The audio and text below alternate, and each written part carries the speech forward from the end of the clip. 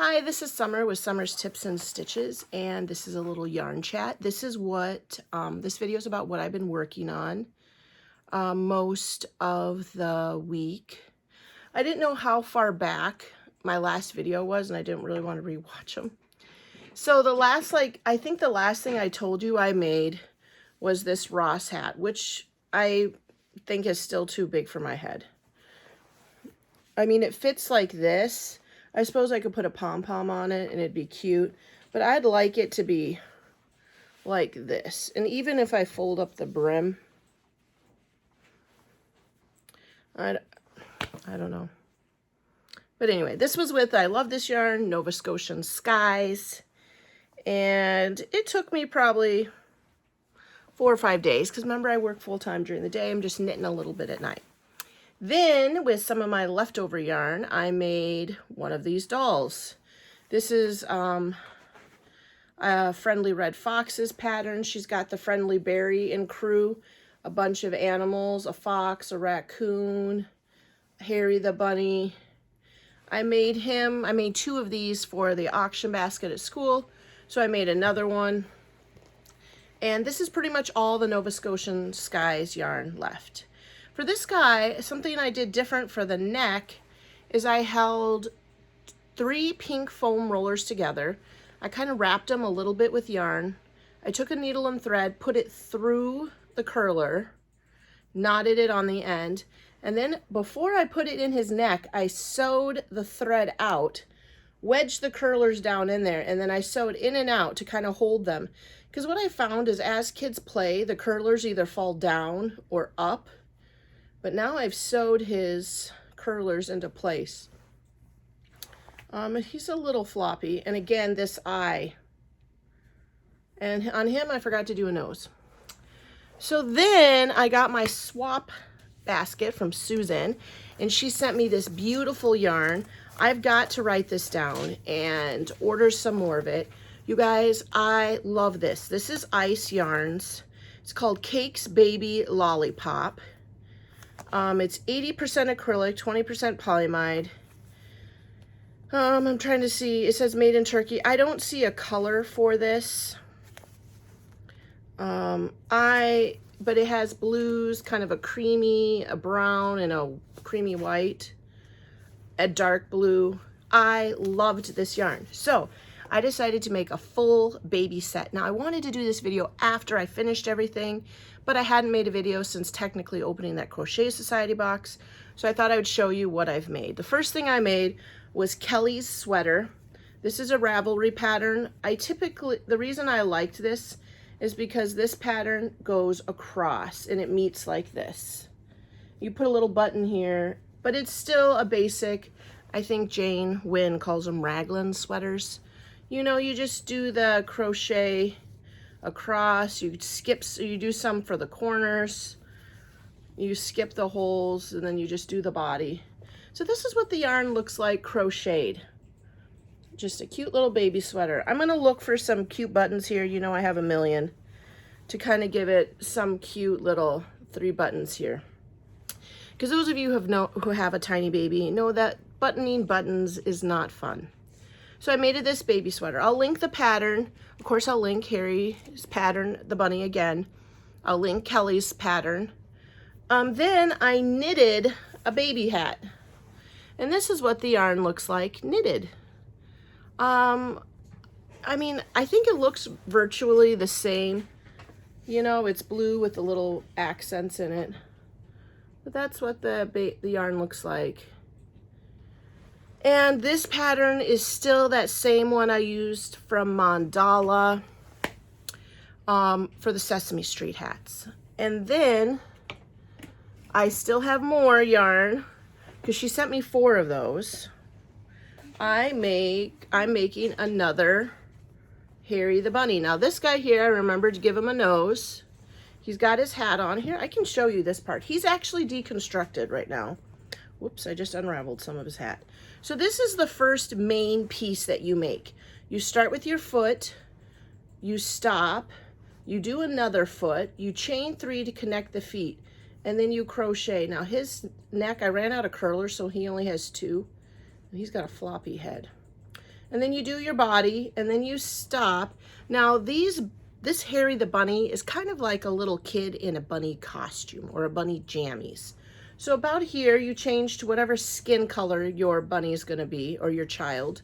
Mine apparently is going to be one that's never been in sunlight. And then you go up for your head, you increase, you go a few stitches the same, pop it, stitch your nose, pop in some eyes, and then you decrease. Close them off. This is your first piece. Then make yourself 2 little arms. Again, this is his hands, and then you change to like what his jammies are. And then you're gonna sew those right there on his body. And then the last step is to make his hat. Now, I don't technically sew his hat on right away. You could.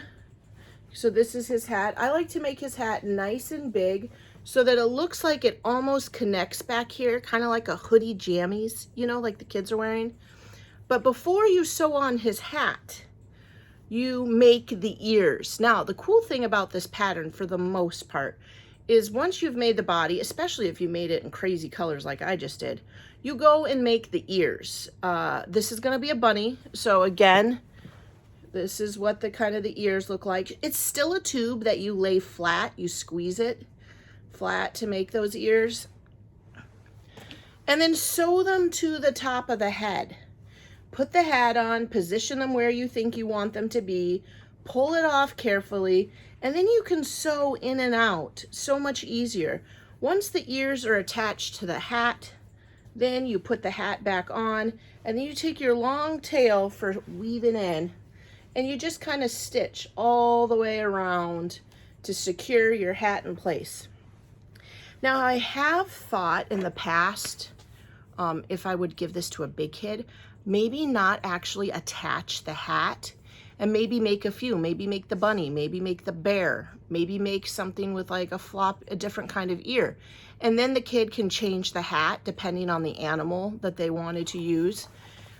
But because I have little kids like Flynn, that kind of situation, the hat's gonna get ruined and lost.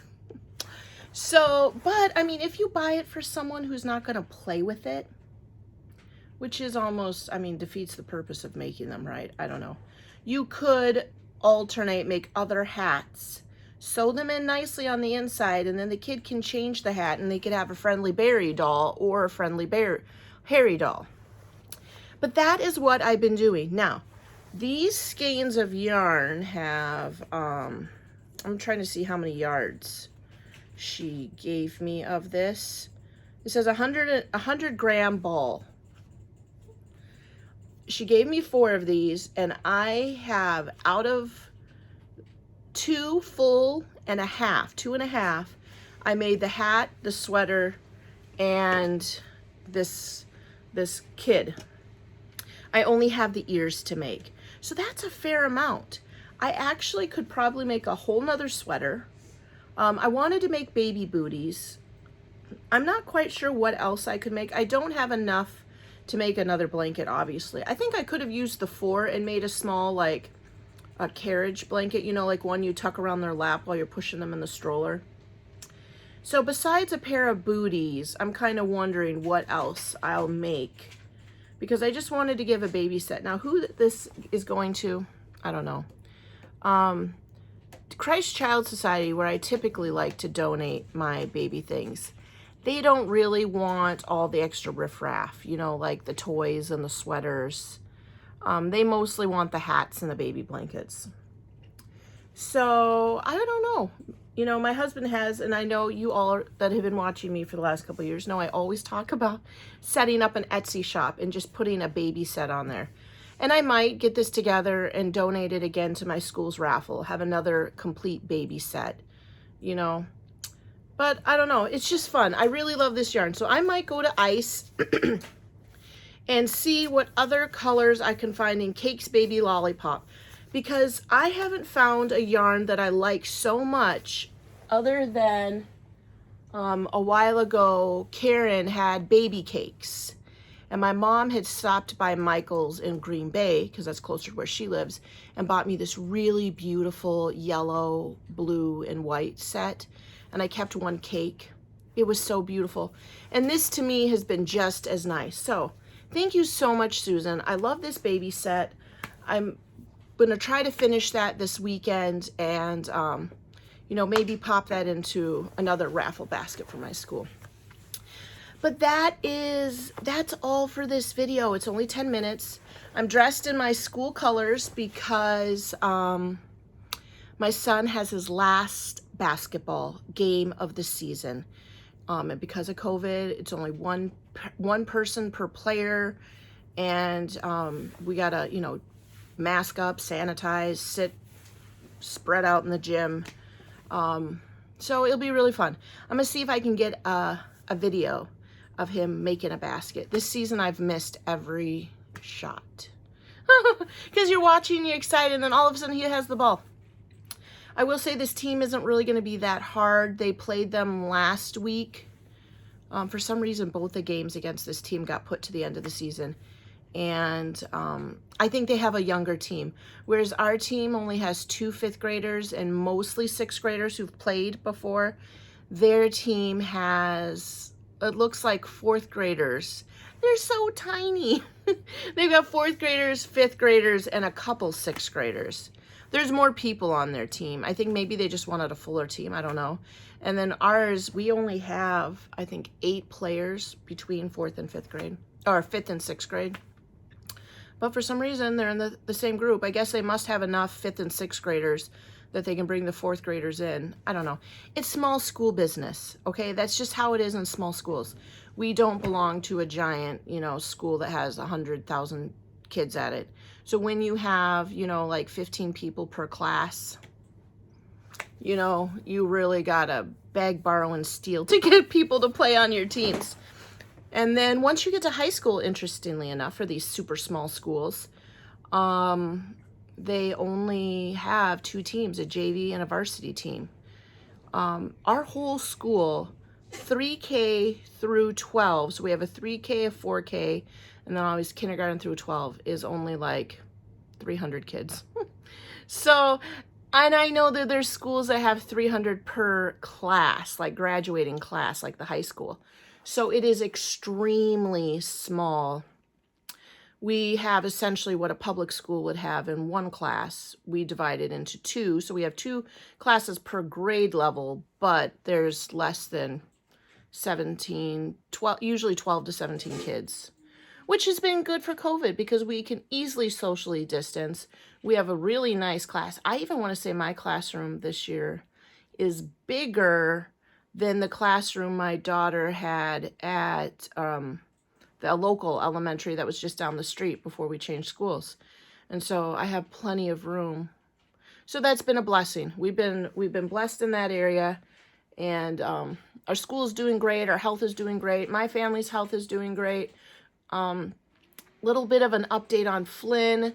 They're finally going to do the lymph node test on him, and that is where they're going to inject dye into his lymphatic system, and they're going to see where it travels, and anywhere where they think they're going to look, especially in that leg area, to see if there's a blockage. And the doctor said right then and there they can inject something, which I really should find out what it is, into that specific lymph node and bust the blockage if there's one there. Which I'm thinking, why did they not do this a year and a half ago? But I'm not a doctor, right? I'm just a teacher, as you all know. So they're going to do that. They've scheduled it. And of course, with COVID restrictions and whatever, even though our numbers are very low where we live, it still takes quite a while to get in to get that kind of a test. I think it's like a month out, this appointment. So yes, I think I really feel good about the progress. So those of you who've been praying and thinking good positive thoughts for Flynn, I really feel like we're moving on a good place right now. And I have to turn off this video and head over to Berlin to do a basketball game.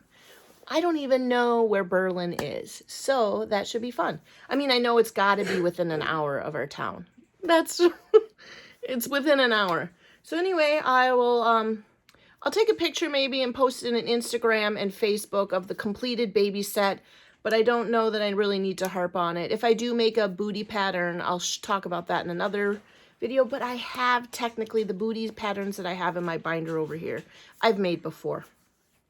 All right, thanks for watching and subscribing. Thanks for liking and sharing my videos. And until the next video, happy crafting. Bye.